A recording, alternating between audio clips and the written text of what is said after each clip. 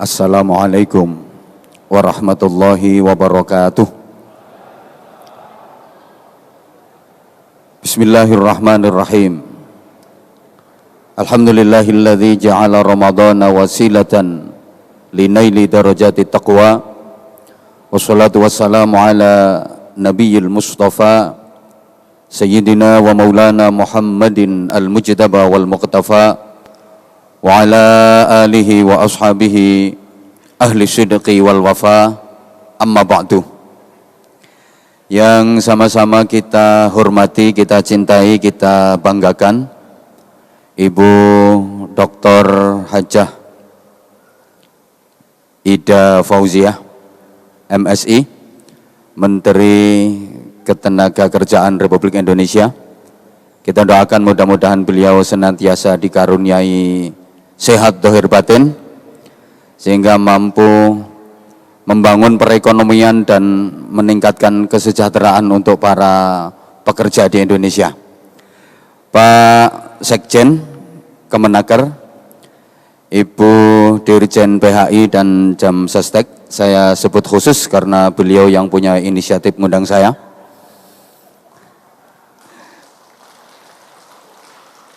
Para staf khusus, staf ahli, para dirjen di lingkungan Kemenaker, semuanya yang saya hormati, para kadis Kemenaker Tran yang berkesempatan hadir, Sayyidil Akh Mas Haji Dr. Emil Elistianto Dardak, Wakil Gubernur Jawa Timur yang ganteng, energik.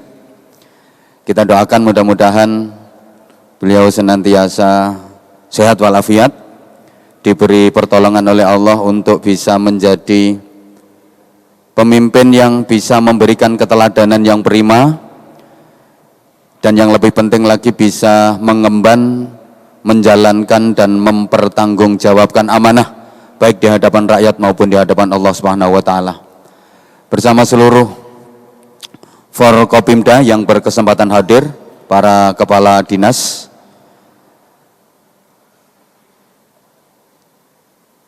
Ibu dan Bapak pimpinan-pimpinan lembaga, pimpinan-pimpinan organisasi, pimpinan-pimpinan serikat pekerja dan buruh, semuanya tanpa mengurangi rasa hormat, tidak bisa saya sebutkan satu persatu karena yang hadir di sini orang-orang penting semua. Juga tidak lupa Bapak Kapolda, yang karena beliau ada apel penting hari ini, beliau mohon izin. Semuanya yang kita hormati. Hari ini kita memperingati May Day, peringatan Hari Buruh Internasional. Saya tuh berpikir, kenapa ada peringatan Hari Buruh tapi tidak ada peringatan Hari Majikan? Kayak di dunia pesantren itu, dan sekarang alhamdulillah udah diresmikan oleh Pak Presiden, ada peringatan Hari Santri Nasional tapi tidak ada peringatan Hari Kiai. Di Indonesia ada peringatan Hari Ibu tapi tidak ada peringatan Hari Bapak. Saya dapat kesimpulan, kenapa ada peringatan Hari Buruh tapi tidak ada peringatan Hari Juragan, tidak ada peringatan Hari Majikan? Karena kalau juragan, majikan itu rata-rata pernah jadi buruh. Jadi buruh dulu baru jadi majikan. Tapi tidak semua buruh bisa jadi majikan. Ada peringatan Hari Santri tapi tidak ada peringatan Hari Kiai. Karena semua kiai adalah santri, pernah menjadi santri dan selamanya santri. Tapi tidak semua santri bisa jadi kiai. Ada peringatan Hari Ibu tapi nggak ada peringatan Hari Bapak, karena setiap bapak dilahirkan oleh ibu, tapi tidak setiap ibu dilahirkan oleh bapak karena bapak tidak bisa melahirkan ibu. Kenapa ada peringatan Hari Ibu dan tidak ada peringatan Hari Bapak? Karena ibu mampu mengendalikan dan mengatur bapak, sebaliknya bapak susah untuk mengatur dan mengendalikan ibu. Walaupun udah jadi wakil gubernur, itu paling takut sama Polda, polisi dapur. Ya kalau di hadapan anak buah sih bisa tunjuk, kamu sana, tugas kamu ini, tugas kamu ini, tugas kamu ini. Bahkan mungkin bisa sedikit marah, tapi begitu istri datang, sebentar. Itu juga berlaku untuk kiai. Bapak dan Ibu semuanya yang saya hormati, alhamdulillah hari ini kita berada di penghujung bulan Ramadan. Insya Allah nanti malam kita sudah takbiran kalau keputusan dari sidang isbat yang sebentar lagi akan dilaksanakan di Kementerian Agama menetapkan besok Idul Fitri. Mudah-mudahan hari rayanya bisa bareng. Amin Allahumma amin. Tentu kita bersyukur kepada Allah Subhanahu wa taala atas pertolongannya kita bisa menjumpai Ramadan sebulan penuh. Mudah-mudahan seluruh kesalahan, kekhilafan dan dosa-dosa kita diampuni oleh Allah Subhanahu wa taala. Semua amal ibadah kita diterima oleh Allah Subhanahu wa taala. Nah, di akhir Ramadan ini yang harus kita lakukan adalah muhasabah, evaluasi seberapa besar pengaruh Ramadan dalam membawa perubahan hidup kita menjadi lebih baik. Apakah Ramadan benar-benar bisa membuat iman kita meningkat, atau Ramadan ini tidak ada perubahan sama sekali dalam keimanan dan ketakwaan kita, atau justru Ramadan membuat iman dan takwa kita makin menurun. Bapak dan Ibu yang saya hormati rahimakumullah,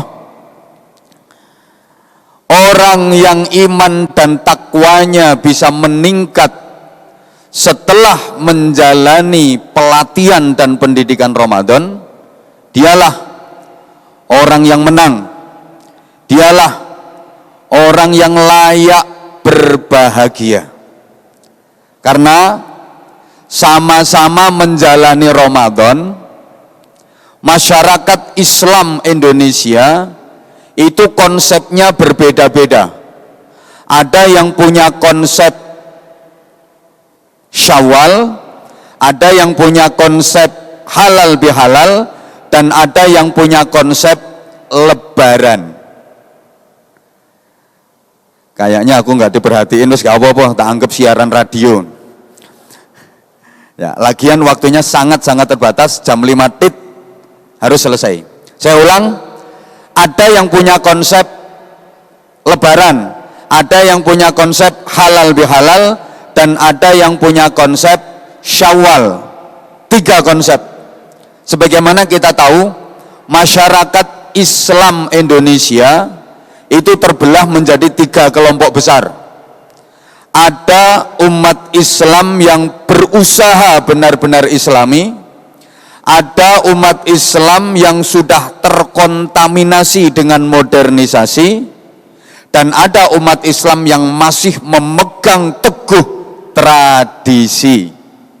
Jadi ada orang Islam yang ikut ajaran Rasulullah, ada umat Islam yang ikut ajaran kaum penjajah, dan ada umat Islam yang ikut ajaran simbah-simbah. Sehingga tahun baru di Indonesia bagi umat Islam juga ada 3. Ada tahun baru 1 Muharram, ada tahun baru 1 Januari, ada tahun baru 1 Syuro. 1 Muharram itu tahun barunya umat Islam yang ikut ajaran Rasulullah. 1 Januari itu tahun barunya umat Islam yang ikut ajarannya kaum penjajah. Sedangkan 1 Syuro adalah tahun barunya umat Islam yang ikut ajarannya simbah-simbah. Dari 3 tahun baru ini kira-kira yang paling rame yang mana? Misalnya tahun depan nanti perjalanan matahari dan rembulan itu bersamaan, tempuk jadi satu. Kemudian masing-masing mengekspresikan budayanya.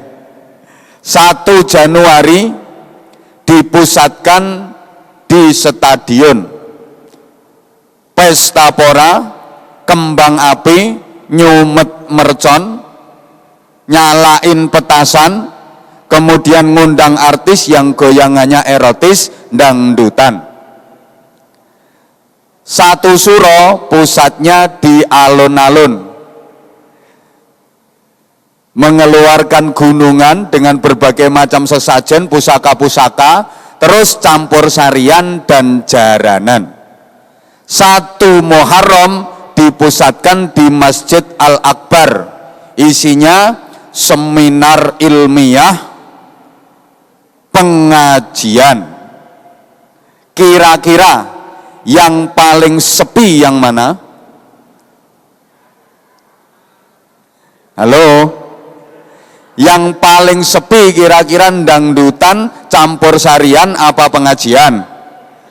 Nah, maka sama-sama menjalani Ramadan, umat Islam Indonesia itu ada 3 semangat.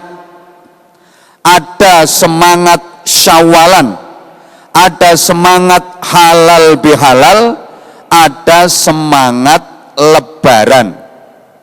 Mohon maaf, Lebaran itu semangatnya kaum awam, kaum abangan. Halal bihalal itu semangatnya kaum priayi, kaum seragaman. Sedangkan Lebaran apa? Syawalan itu semangatnya kaum santri, kaum sarungan. Saya ulang, kalau kaum santri, kaum sarungan semangatnya Syawalan. Kalau kaum priayi, kaum seragaman semangatnya halal bihalal. Sedangkan kaum awam, kaum abangan semangatnya Lebaran. Lebaran bagi kaum awam itu maksudnya begini, semangat Lebaran. Bulan Ramadan adalah bulan penjara. Seluruh amaliyah Ramadan dianggap sebagai kerja paksa, sehingga hari-harinya dijalani dengan terpaksa dan menderita. Maka di akhir Ramadan seperti ini, yang dipikirkan apa? Kapan Ramadannya selesai? Kapan lebarannya?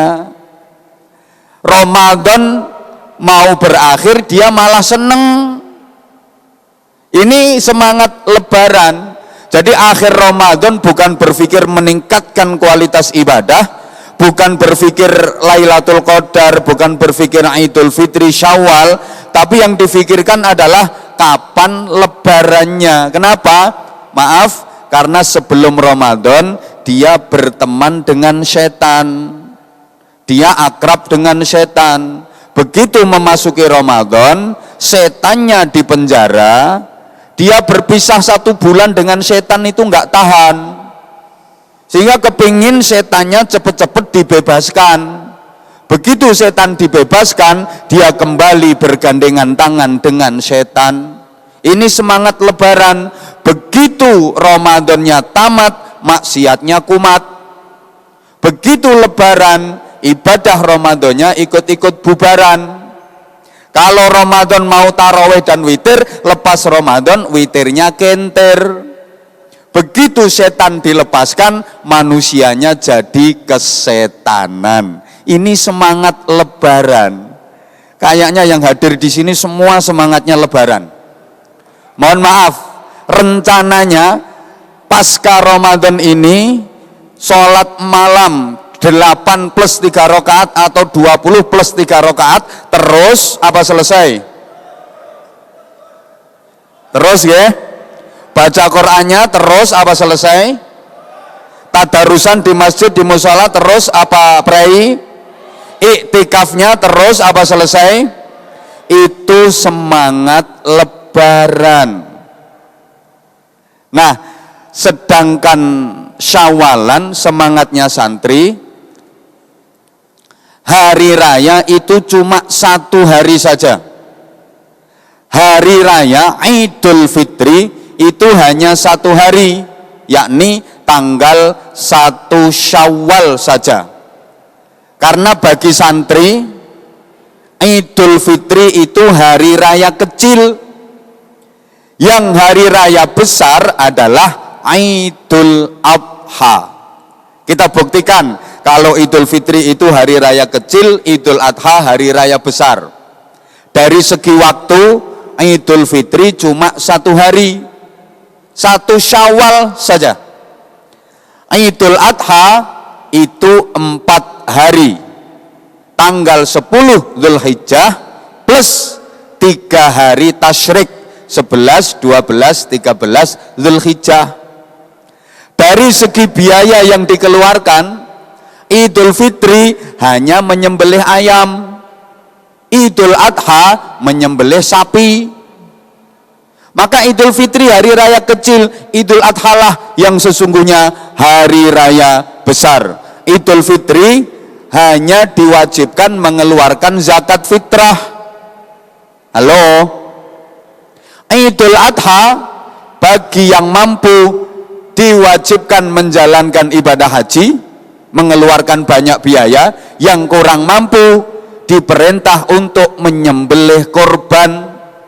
Di negara kita ya sapi, minimal kambing. Nah, bagi santri harus adil dalam menyikapi Idul Fitri yang hari raya kecil dan Idul Adha yang hari raya besar. Artinya adil, yang kecil ya dianggap kecil, yang besar ya dianggap besar.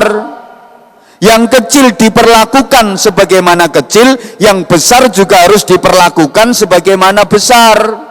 Jangan kebalik, yang kecil dibesar-besarkan, yang besar dikecil-kecilkan. Allahumma sholli ala Muhammad. Jadi santri semangat Syawal, Idul Fitri itu hari raya kecil, ya diperlakukan sebagaimana kecil.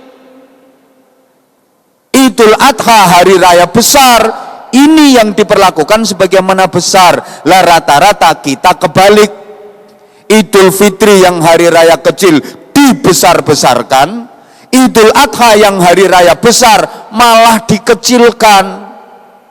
Idul Fitri anggarannya luar biasa, bajunya harus bagus, makanan minumannya harus lezat, macam-macam, bagi-bagi THR ndak karu-karuan, pengeluaran terlalu besar, sehingga giliran Idul Adha kehabisan dana, nggak bisa berkorban.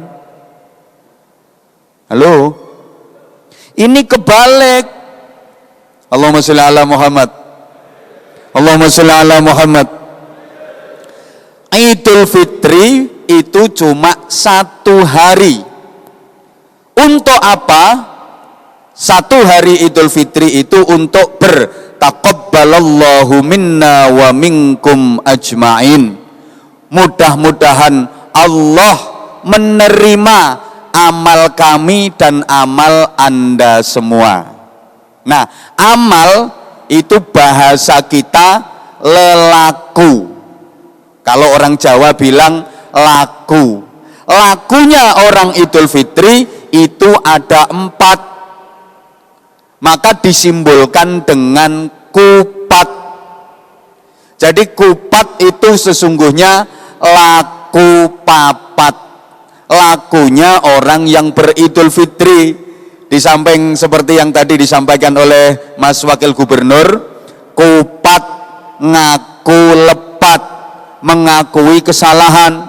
Tapi sesungguhnya kupat ini filosofinya bukan hanya ngaku lepat, mengakui kesalahan, tapi bagi orang yang beridul fitri, kupat itu lebih tepatnya adalah laku 4. Apa laku 4 bagi orang yang Syawalan beridul fitri? 1. Takbiran, walitukmilul iddata walitukabbirullaha ala ma hadakum. Kalau Ramadan sudah sempurna 1 bulan, maka bertakbir, membesarkan asma Allah. Ini yang pertama. Yang kedua, membayar zakat fitrah sebelum pelaksanaan sholat id. Ini yang kedua.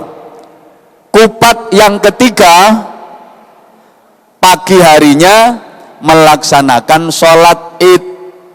Sedangkan yang keempat adalah silaturrahim. Nah, laku empat ini diselesaikan dalam satu hari saja, 1 Syawal. Hari kedua sudah mengikuti sunnah Nabi Muhammad sallallahu alaihi wasallam. Barang siapa yang menjalankan puasa sebulan Ramadan, kemudian diikuti dengan puasa 6 hari di bulan Syawal, maka sesungguhnya dia seperti berpuasa setahun penuh. Man shoma ramadana thumma yutbi'ahu sittan min Syawal faka'annama shoma dahr kullahu. Siapa yang berpuasa Ramadan kemudian diikuti puasa 6 hari di bulan Syawal, maka sama halnya dia berpuasa setahun penuh. Jadi hari kedua sampai hari ketujuh Syawal itu sudah tidak lagi seneng-seneng, tapi menjalankan ibadah puasa. Ini orang yang benar-benar menang. Allahumma sholli ala Muhammad.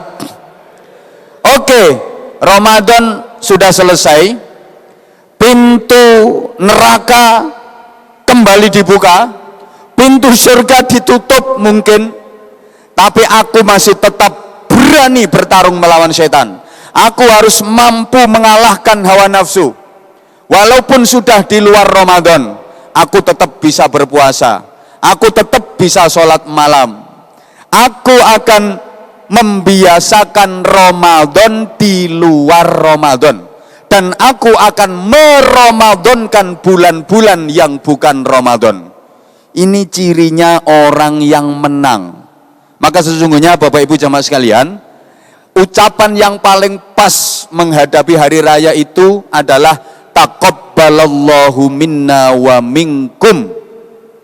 Mudah-mudahan Allah menerima semua amal ibadah kami dan amal ibadah Anda semua.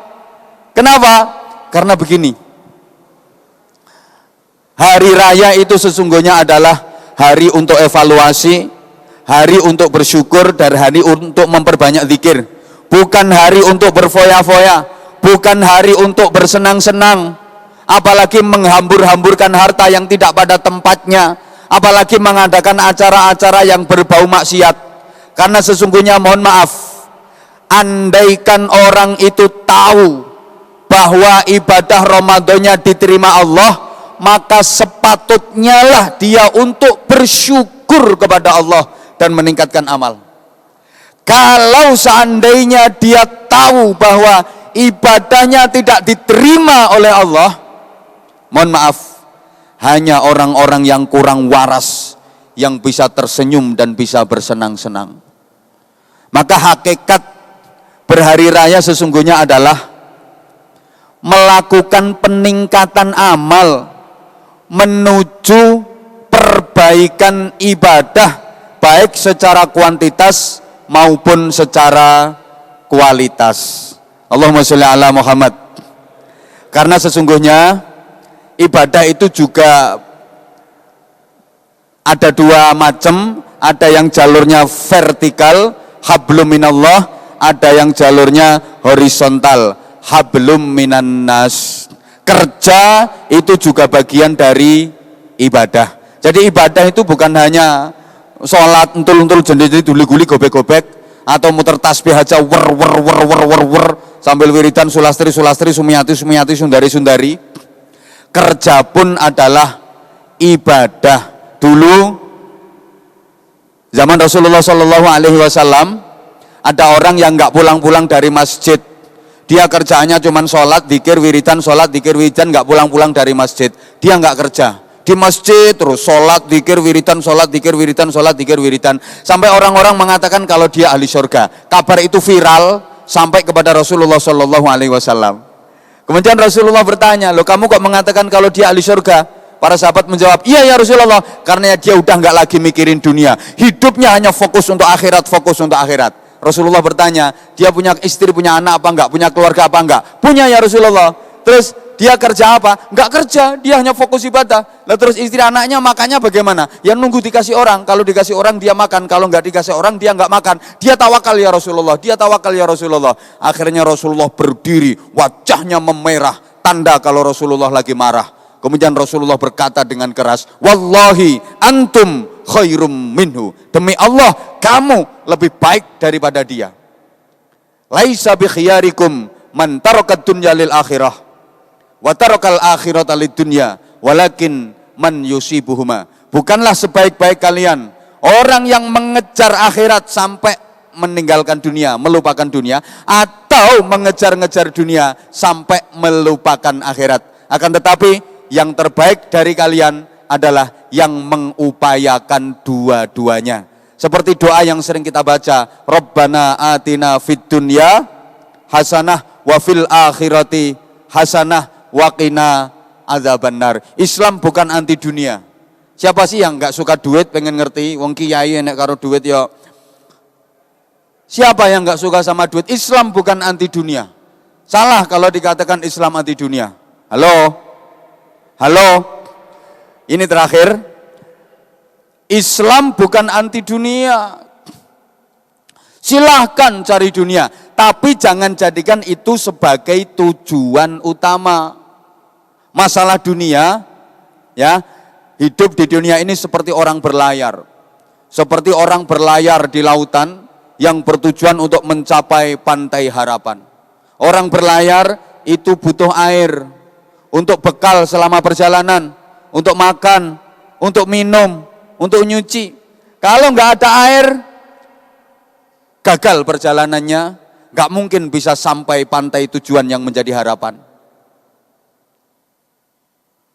Sama, kita hidup di dunia ini juga butuh duit, butuh harta untuk menempuh perjalanan menuju ridha Allah, menuju surga yang penuh dengan kenikmatan. Kayak orang berlayar di lautan butuh air untuk bekal selama perjalanan.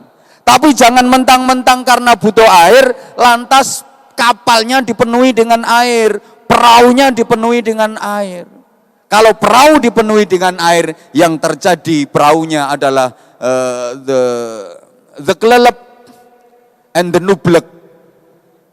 Orang hidup di dunia ini memang butuh duit, butuh harta. Tapi jangan karena butuh duit, butuh harta, lantas hidup kita dipenuhi dengan duit, harta, duit, harta, duit, harta, duit, harta. Pasti kita akan kelelep, kita akan tenggelam, kita akan nublek.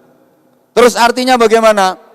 Dunia ini tujuan antara, akhiratlah tujuan utama. Ingat Bapak Ibu jamaah sekalian, dunia sifatnya hanya mungkin, akhiratlah yang pasti. Kita jangan sampai mengejar kemungkinan sampai melupakan kepastian. Raih akhirat yang pasti sebagai tujuan utama, tapi jangan lupakan bagianmu di dunia sebagai tujuan antara. Apapun yang terjadi dalam kehidupan dunia ini, itu sifatnya hanya mungkin, mungkin, dan mungkin. Makanya kita mau melakukan apapun disuruh bilang insya Allah, kalau Allah menghendaki. Nggak ada yang pasti, mungkin, mungkin, dan mungkin. Kalau Allah nggak menghendaki, nggak akan jadi. Makanya Bapak Ibu kalau punya anak pinter, sekolahnya prestasi terus didoakan. Mudah-mudahan lulus. Karena belum tentu anak jenengan yang sudah di kelas akhir bisa lulus. Kadang habis ujian terakhir, menjelang kelulusan, belum sampai lulus, di smackdown temennya mati. Halo, apapun yang ada di dunia ini hanya mungkin, mungkin, dan mungkin. Ya. Kadang-kadang kita punya rencana udah mateng, yang apa? Udah mateng, tapi kalau Allah nggak menghendaki ya nggak jadi.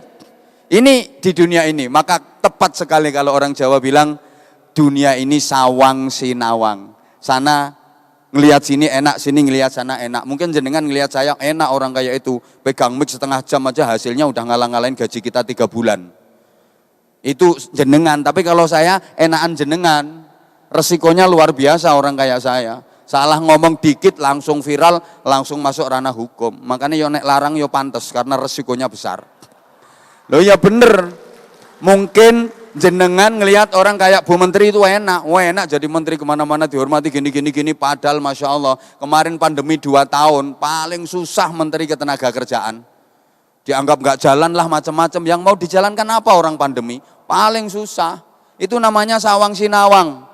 Ya makanya kalau di dunia itu bisa, orang miskin menghina orang kaya bisa lah, belum tentu jadi pejabat lebih enak daripada jadi rakyat. Memang iya, belum tentu yang kaya hidupnya lebih enak daripada yang miskin. Iya kalau di dunia, belum tentu yang tidurnya di hotel mewah lebih nikmat daripada yang tidur di tengah sawah. Kadang tidur di galengan sawah itu nikmatnya luar biasa, nggak punya hutang, mimpinya masuk restoran, makan nikmat gak karu-karuan.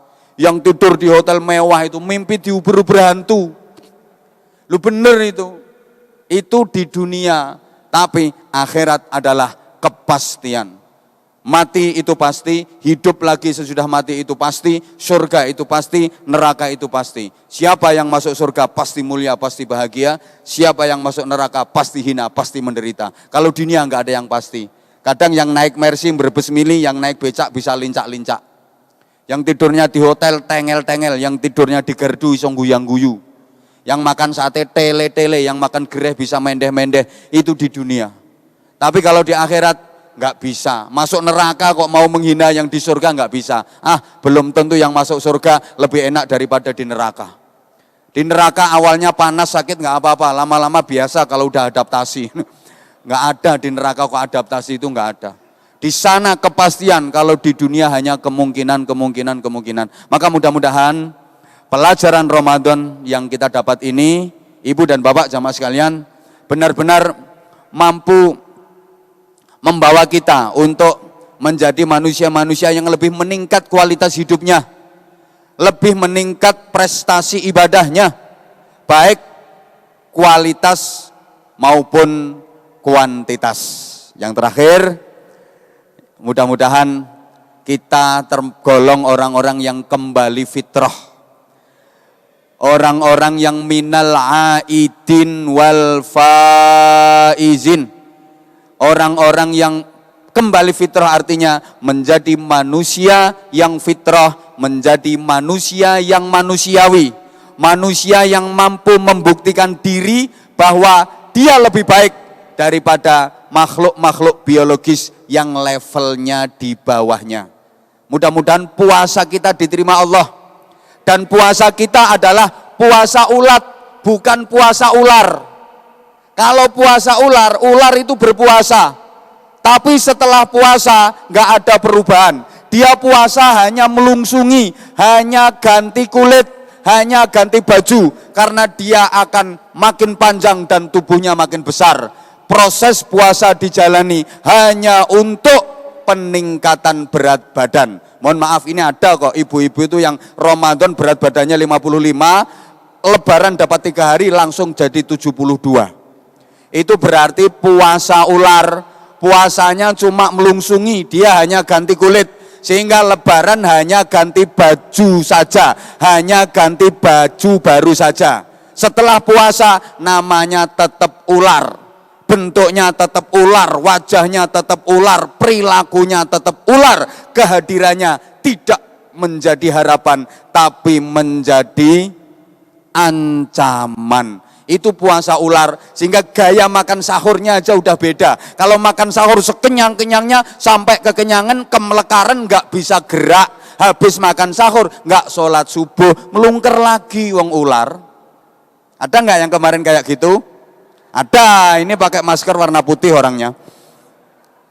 Beda dengan ulat. Ulat itu kalau puasanya berkepompong, sebelum puasa dia ulat, menakutkan, menjijikkan. Dia adalah hama. Apapun yang ada di hadapannya diembat, disikat, nggak peduli halal haram, nggak peduli milik siapa, karena dia perusak. Memasuki Ramadan dia berproses jadi kepompong, bahasa Inggrisnya the ngentung. Yang namanya entung itu ndak makan, ndak minum, ndak melakukan hubungan seksual, hanya gilo-gilo, entung di lor di kidul, entung di lor di kidul. Sesungguhnya entungnya itu zikir, la ilaha illallah, la ilaha illallah, la ilaha illallah. Itu yang tahu cuman saya, yang lain nggak ada yang tahu. Selesai berkepompong, dia berubah apa enggak?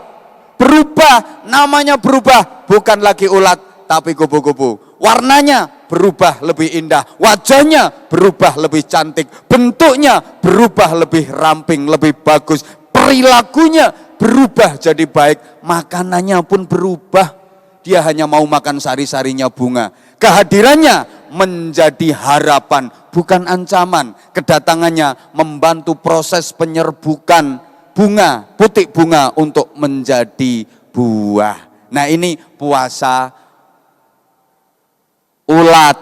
Jadi habis berkepompong jadi kupu-kupu, alhamdulillah. Tapi sayang banyak di antara kita yang habis menjalani proses kepompong 1 bulan, keluar enggak jadi kupu-kupu, tapi malah jadi codot. Mudah-mudahan semuanya puasanya ini puasa ulat, bukan puasa ular, nggih. Kalau ular habis puasa enggak ada perubahan, namanya tetap ular, modelnya tetap ular, bentuknya tetap ular, perilakunya tetap ular. Tapi kalau ulat setelah berpuasa menjadi kepompong, namanya jadi kupu-kupu, lebih indah, lebih bagus. Ini tanda kalau Ramadan kita berhasil. Sama-sama kita memohon kepada Allah Subhanahu wa taala, mudah-mudahan sekali lagi seluruh rangkaian ibadah kita, puasa Ramadan, sholat tarawih, tadarus Al-Quran, i'tikaf, sedekah, zikir, semuanya mudah-mudahan diterima oleh Allah Subhanahu wa taala. Kekhilafan, kesalahan dan dosa-dosa kita mudah-mudahan semuanya diampuni oleh Allah Subhanahu wa taala, dan semoga kita semua termasuk orang-orang yang kembali fitrah. Ke depan tentu kita akan meningkat jauh lebih baik dan terus bertambah baik. Maslahah, manfaah, barokah fid din wad dunya wal akhirah. Al-Fatihah. A'udzubillahi minasyaitonirrajim. Bismillahirrahmanirrahim.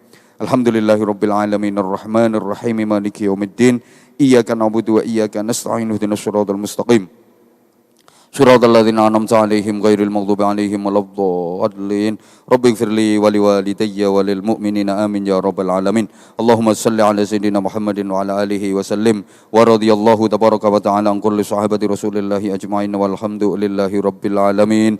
Allahumma ij'al jam'ana jam'an marhuma wa tafarruqana min ba'di tafarruqan ma'suma. Allahumma rabbana ya rabbana taqabbal minna innaka antas sami'ul 'alim wa tub 'alaina ya maulana innaka antat tawwabur rahim. Wahdini wafiqna ilal haqqi wa ila tariqil mustaqim. Taqabbal minna siyamana wa qiyamana wa wudu'ana wa salatana wa qira'atana wa ruku'ana i'tidalana wa sujudana wa qu'udana wa tashahhudana wa tahiyyatana salamana wa tadarru'ana takhashu'ana ta'abudana jami'a ibadatina wa tasbihana wa tahlilan tamjid takbirana tamim taqsirana waj'alil jannata ma'wana wa la taj'alid dunya akbar hamina wa la mablagha ilmina wa la tadri biha wujuhana ya ilal awwalin wal akhirin ya khairun nasirin bi rahmatika ya arhamar rahimin. Subhan qudus rabbuna wa rabbul malaikati war ruh.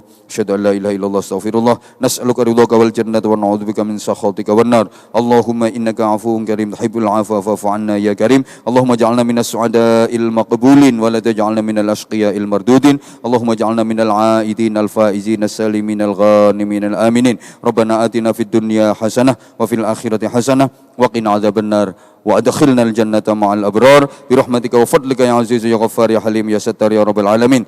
Wa sallallahu ala khair khalqi sayyidina Muhammadin wa alihi wa sahbihi wasallam walhamdulillahi rabbil alamin. Terakhir saya sampaikan pantun, setelah berpuasa kita berlebaran.